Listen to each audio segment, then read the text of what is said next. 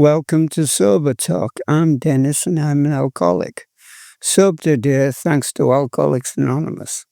If you or anyone you know is struggling with alcohol, please call Alcoholics Anonymous on 1300 222222 or visit their website at aa.org.au. I'll just run through the preamble of Alcoholics Anonymous. Alcoholics Anonymous is a fellowship of people who share their experience, strength, and hope with each other, that they may solve their common problems and help others to recover from alcoholism. The only requirement for membership is a desire to stop drinking. There are no dues or fees for a membership. We are self-supporting through our own contributions. It is not allied with any sect, denomination, politics, organization, or institution. It does not wish to engage in any controversy, neither endorses or opposes any causes. Our primary purpose is to stay sober and help other alcoholics achieve sobriety. Thank you. My name is Rolf. I'm an alcoholic. I spent 25 years of my life under the affluence of alcohol, or the influence of alcohol, I should say. I was an everyday drinker. I didn't usually go into great big binges. I just bought my nightly dose of alcohol. I didn't do much drinking in the pubs or the dives or whatever. It was just too expensive, you know. I just don't know how people manage to go to the pub and drink over the bar and get themselves pissed every night and survive financially. I couldn't do that. I was quite inexpensive with my drinking. You know, I remember the time when you could buy a 4-litre cask of wine for $4. And at that time, I was living by myself in Williamstown. I'd bought a house, and I had this flagon bottle, this 2-litre flagon bottle of empty one, of course. But I would decant 2 litres into that, and I would make that 4 litres last 2 nights. And I thought I was a bloody genius, you know. I got pissed as a fart on $2, you know. And you got morons in the bar spending their wages just for a bloody drink. So I thought I was bloody clever. This was in the early stages of my drinking, when I was a young lad and I didn't have a wife or whatever. And that was problematic. You know, I would wait till the David Letterman show was on, and that'd be about 11 o'clock, and I would finish this 2 litres of wine by the end of the David Letterman show. And, you know, I wouldn't drink before. You know, I had to wait till 11 o'clock. I would not drink before. And I waited till the David Letterman show is. By 12 o'clock, I was pissed as a fart, went to bed, and usually ended up pissing the bed and things like that. And, you know, I was very clever, you know. Eventually I learned that if I put a plastic sheet over my mattress, I could solve that problem. And I didn't have any more problems with mattresses that were destroyed. However, you know, I still woke up in these wet clothes, and I put them in the morning on my way to work. I would put them in the air dryer, the clothes dryer thing, and you know, and I didn't wash them. Don't think I washed them. I didn't wash them.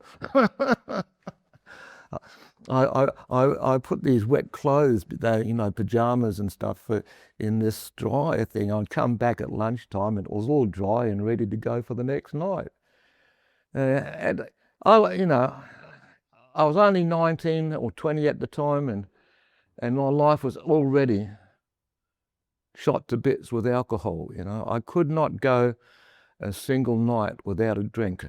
I couldn't go to bed at night without being totally pissed.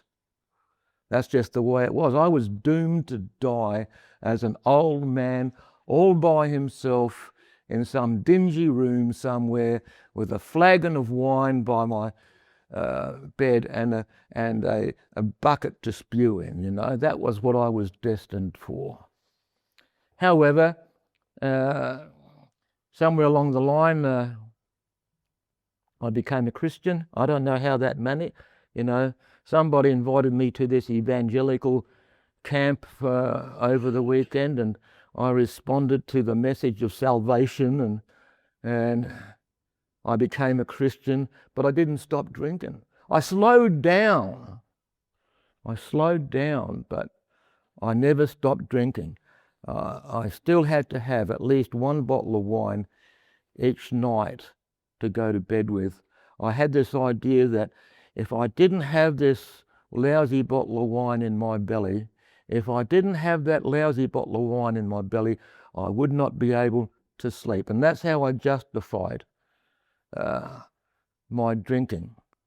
I went to church every Sunday. I did all the churchy stuff, all, you know, that you're supposed to do if you're a Christian. I did all of that, but I still had to have that lousy bottle of wine every night.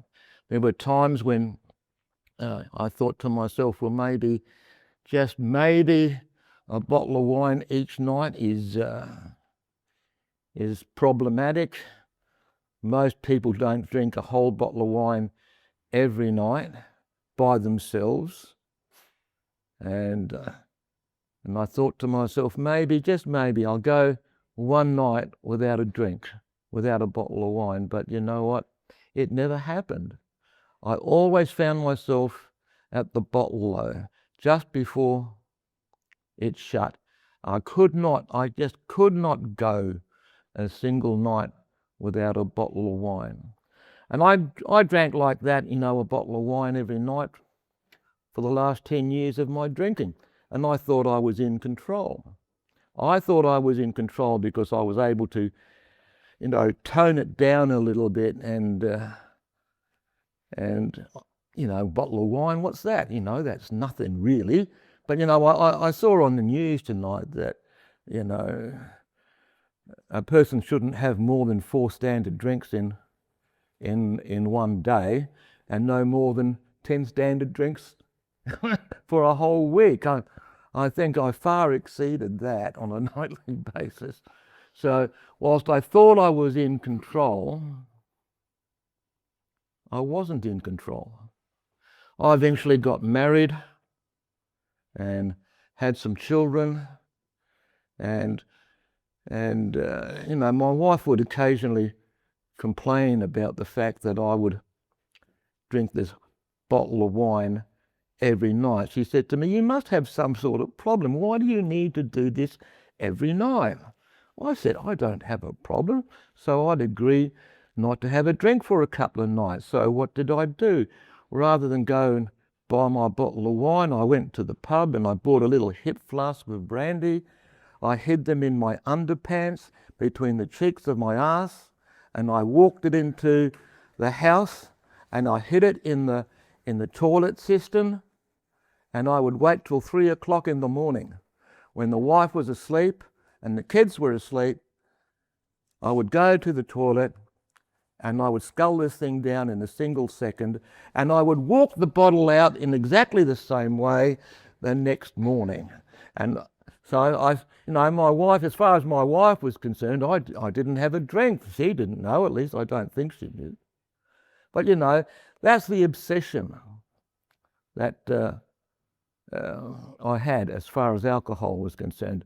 It was the very center of my life. I could not survive without it. It was virtually my only source of peace, ease, and comfort. You know, I just needed that. That's what I loved about alcohol, that instant sense of peace, ease, and comfort, and I just could not and would not let it go. I never ended up in jail, never had problems with the police, never had problems with drinking and driving, because I always did my drinking in the living room, on my couch in front of the TV. and it's pretty hard to get into any major difficulties like that. Never ended up in hospital, never ended up in a rehabilitation centre or a drying out unit, nothing like that. But eventually, you know, the shit hits the fan, and we were having our third baby, and sadly, the baby was a stillborn baby, full term, and you know, everything changed overnight. I didn't care about what pain my wife might have been feeling. I didn't care about the children much. I just thought about my own pain, and I just tried to drown this ache in my heart with endless drinking. And now I'd be drinking first thing in the morning, and on the way to work, and on the way home from work, and I'd get properly pissed at night. And I did that every day for 6 months. You know, I was probably not completely pissed 24 hours a day, but I certainly would have had enough alcohol to be judged drunk if the police ever stopped me. You know, and I just did that every day for 6 months, and after 6 months I was stuffed. I was stuffed physically, I was stuffed mentally, I couldn't carry on. So I found myself in AA about 25 years ago. I'm only 23 years sober, but 25 years ago I became a member of AA. And strangely enough, I managed to put the drink down fairly quickly. Not straight away, but fairly quickly. And that wasn't that hard for me to put it down physically, but the mental obsession that revolved around alcohol was still there. I listened to all of the horror stories, you know, people who committed various crimes and people who ended up in hospitals, and they destroyed their families, and all sorts of awful things happened, and they were virtually insane, I thought, and I thought I was better. I thought I was better than the average person with an absolutely awful horror story, because I was never like that, you know. I just did most of my drinking in front of a TV set, you know, late at night, and I never got into trouble, so I must be better, I must be smarter. And, you know, I survived like that for a couple of years. I never really grasped step one. You know, I never really thought I was powerless. You know, I'm powerful. I am not powerless. I may have a problem with alcohol, but I am not powerless. I could have a drink if I want to. So I stayed physically sober for about 2 years, and then one day I just decided I was thirsty, and I decided I'd have one bottle of wine. And in order to justify that bottle of wine, I started this huge argument with my wife. An argument that I didn't want to win. I know I couldn't win. It was impossible to win this argument. I didn't want to win, but the argument provided a legitimate excuse for me to go out and have a drink, and I'll say, it's your fault, you know. I didn't want to take moral responsibility for the drink. So I drank for one day. And thank God it was only one day. But that was the worst drink I ever had. And nearly died on that drink. And yeah, all I remember is waking up in the Royal Adelaide Hospital with a breathing tube down my throat because I was unable to breathe. It wasn't because of a car accident or anything.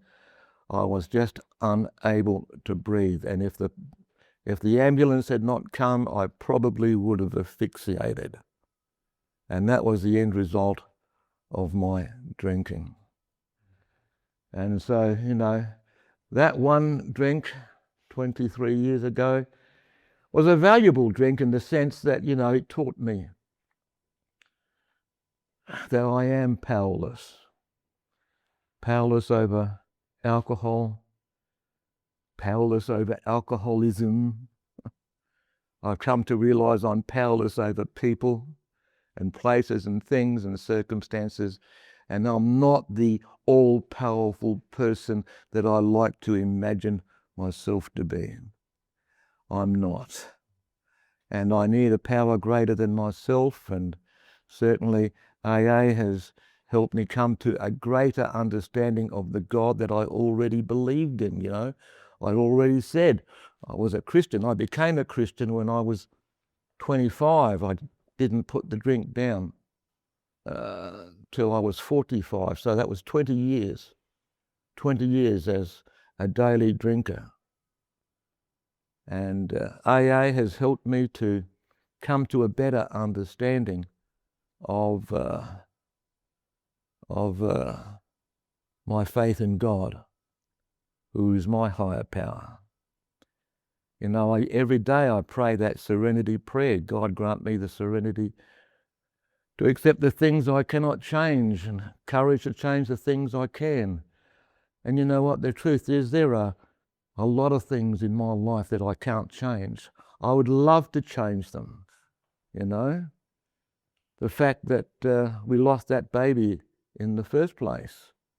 The fact that, my wife found somebody else and I had to divorce her.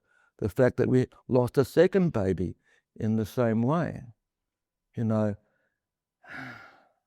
are all sorts of things that I wish never ever happened, but it doesn't matter how much I cry, it doesn't matter how much self-pity I might indulge in, it doesn't matter how much anger I might try to express, it's never going to change those things.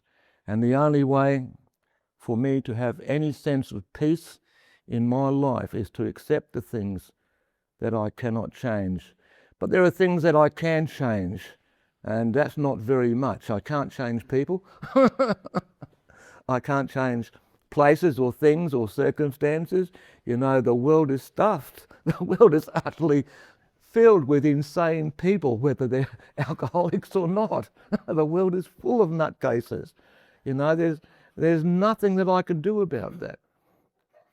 The only thing I can really do is change myself and my response to the tragedies of the past and realities of the present. All I can do is change my response. And if I can accept reality as it is and try and change my response, then I'll be at peace. I can pray on a daily basis, and I do, for the knowledge of God's will for me and the power to carry that out, And every day I pray that prayer. I pray for the knowledge of His will. To me, the knowledge of God's will isn't that hard to figure out. God just wants me to be a sober person one day at a time. God wants me to be a decent person, a person that reflects love, joy, and peace. He wants me to treat other people with dignity and respect. He wants me to be free from my anger and my self-pity and all the rest of that, He wants me to be free, but I can't be free unless God enables me. Because the truth is, I still have that alcoholic mind. It hasn't gone anywhere. It's not disappeared. It's still there. And I need to daily pray for the knowledge of God's will. Otherwise, that alcoholic mind will start to exert its influence on me. And I don't need that. I don't want that. The only way I can keep my alcoholic mind at bay is praying for the knowledge of God's will and the power to carry that out, and just live by His mercy and grace. That's the only way. And it is It is my belief that God keeps my mind under control, and it is God who enables me to turn away from pridefulness and arrogance and selfishness. It's God who enables me to turn away from self-pity and wrath and fury. All of those things would consume me. All of those things would consume me, but I believe that God gives me the power to turn away from those things one day at a time. And so, the Serenity Prayer and Step 11 is vitally important to me on a daily basis. Today I haven't had a drink.